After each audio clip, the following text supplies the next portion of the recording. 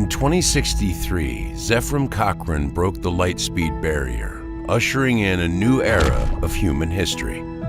It was an era of exploration, an era of conflict, but ultimately, an era of hope. As we celebrate over 250 years of the United Federation of Planets, the Athen Prime Fleet Museum is proud to welcome 4 new starships to our Birth of the Federation exhibition. These 22nd century starships conquered the frontier, defended Earth, and established a new interstellar nation. They are the Vulcan Surak-class science destroyer, the human NP-class escort, the Andorian Kumari-class battlecruiser, and the human NV-class multi-mission cruiser. Join us as we examine the legacy of each of these incredible machines and the part they played in the earliest days of Federation history.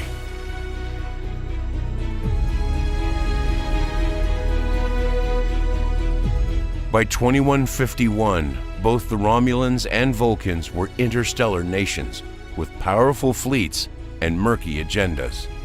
At the height of its power, the Vulcan High Command operated dozens of starships across several sectors. These ships were capable, long-range vessels with fast engines, unmatched sensors, and powerful weapons.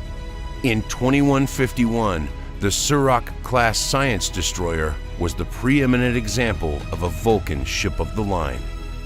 24 of these ships were in service by the time Enterprise NX-01 took flight, and as the Vulcan High Command became more and more concerned with interstellar politics, most Suraks were recalled from independent research cruises to instead perform surveillance and intelligence missions. A few Surak-class ships were assigned to Sol and the surrounding sectors. They carefully tracked humanity's technological and societal progress. They also built covert installations to observe both the Andorians and the Tellarites. Formidable and versatile, Surak-class starships could adjust their power systems to improve their weapons output or increase their sensor capabilities. They were the ideal platform for intelligence gathering.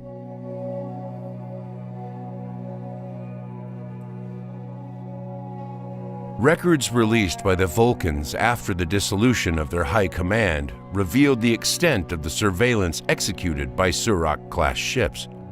This revelation caused some outrage, as the Vulcans generally chose not to intervene when they witnessed Earth vessels under attack from pirates or otherwise in distress. When it came to the security of its freighters and colonies, Earth was on its own.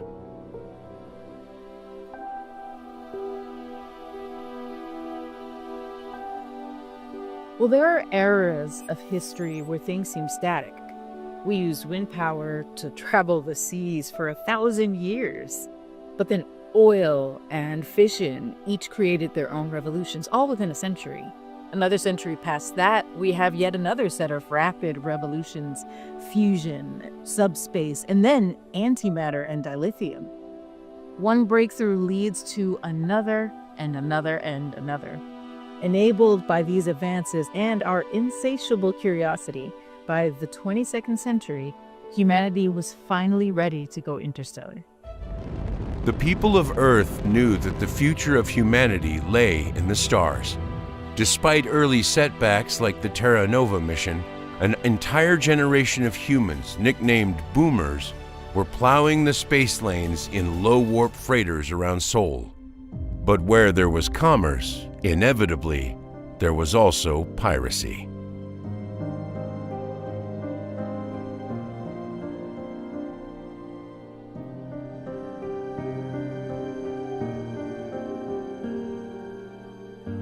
After repeated attacks on human shipping by opportunistic pirates, and with minimal assistance from Vulcan High Command, the United Earth government had to act. On October 17, 2123, the UE General Assembly passed the Ganges Resolution. This legislation funded the construction of 6 starships utilizing hulls from mothballed cargo ferries. These new ships would be designated NP-class escorts. The first NP-class starship, SS Ganges, launched with Warp 2.2 as its top cruising speed.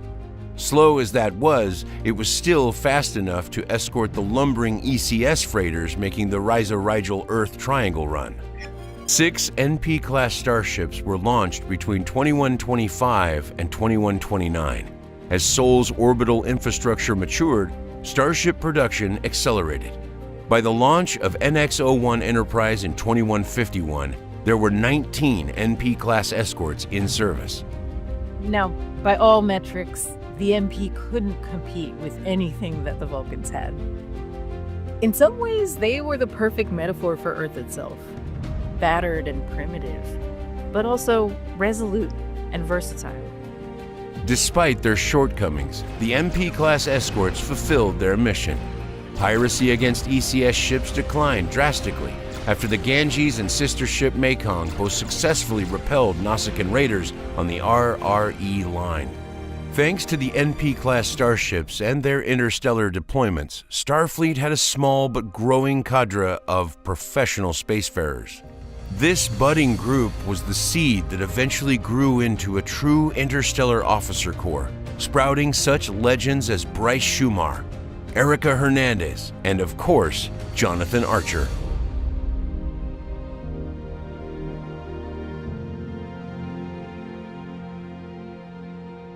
The Andorians were an unlikely ally for a united Earth. Long-standing rivals of the Vulcans, they had a reputation for suspicion and aggression. It was thanks to a mutual respect between Jonathan Archer and Thylek Shran that Earth and Andor found common cause. Archer and Shran laid the first bricks in the foundation of the idea that would become the United Federation of Planets. Shran's reputation as a shrewd and aggressive warrior made him the manifestation of the Andorian martial ethos. As captain of the IGS Kumari, he commanded the pride of the Andorian Imperial Guard. The ship was named after the first ice cutter to circumnavigate Andoria, and the name had a long and celebrated legacy across Andoria's history.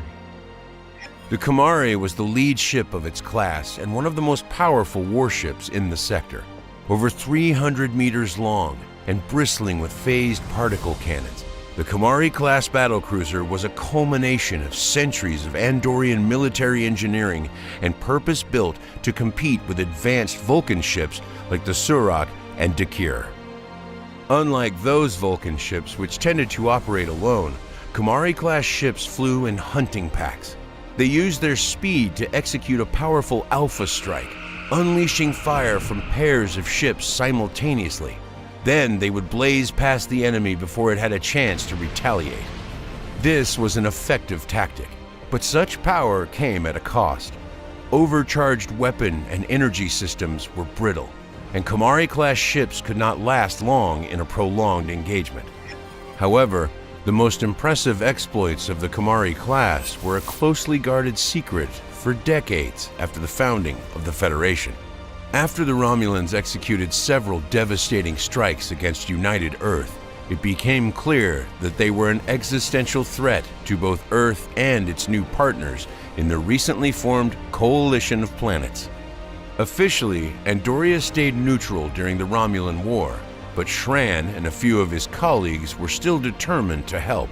Through some adroit legal fictions, they quietly established the sale of 3 Kumari-class battlecruisers to United Earth. These ships became a squadron named the Stalking Makras. They would even be painted in Earth Starfleet livery, but operated by crews of Andorian volunteers led by Shran. The Stalking Makras performed several critical hit-and-run attacks on Romulan patrols between Earth and Romulus, opening the door for Earth's small fleet of Warp 5 ships to conduct decisive offensive operations crucial to the outcome of the war. But the strategic reach afforded by the NX-class ships would have been useless without logistical support from rear-echelon ships like the NV multi-mission cruiser.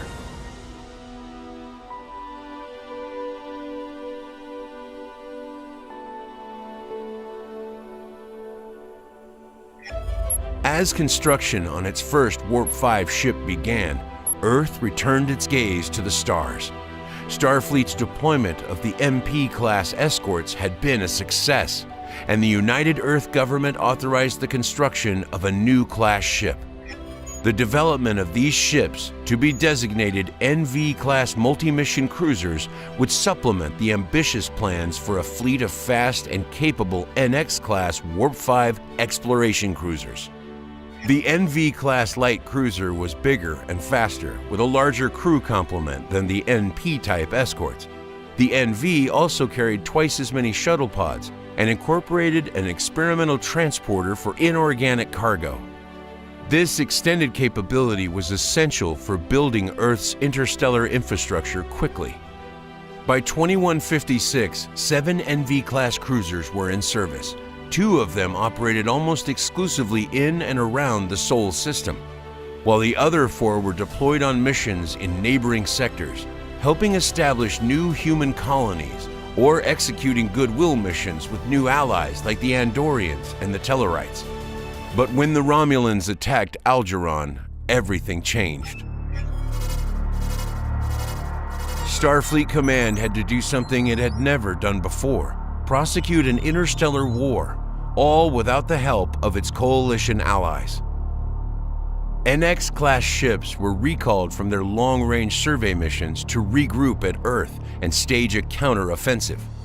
NP-class escorts, many in the process of decommissioning, were hastily refitted and redeployed. For their part, the NV-class starships served as crucial defensive units for human assets, freeing up the larger and faster NX-class survey cruisers for strategic response and offensive operations. NV-class starships, such as the NV-01 Intrepid, played a crucial role in supplying and defending Earth colonies. By maintaining Earth's logistical reach, the Intrepid and its sister ships gave Earth the strategic flexibility required to go on the offensive. Over the course of the war's 4 years, all of the Earth's small Starfleet vessels would see action. NV and NP ships all engaged Romulan birds of prey, to mixed results. But it was Starfleet's attack on Charon, led by Jonathan Archer and the Enterprise, that finally won the war.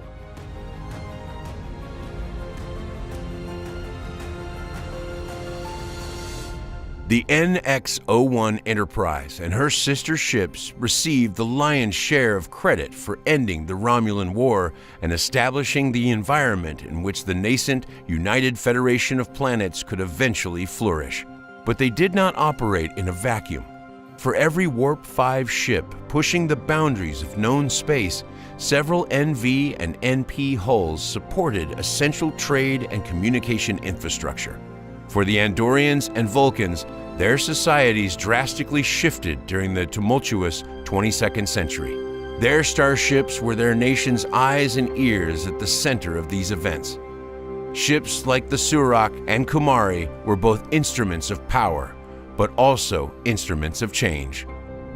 All 4 of these ships, the Vulcan Surak-class science destroyer, the Starfleet MP-class escort, the Andorian Kumari-class battlecruiser, and the Starfleet NV-class multi-mission cruiser are the crucibles through which early common bonds of kinship were forged.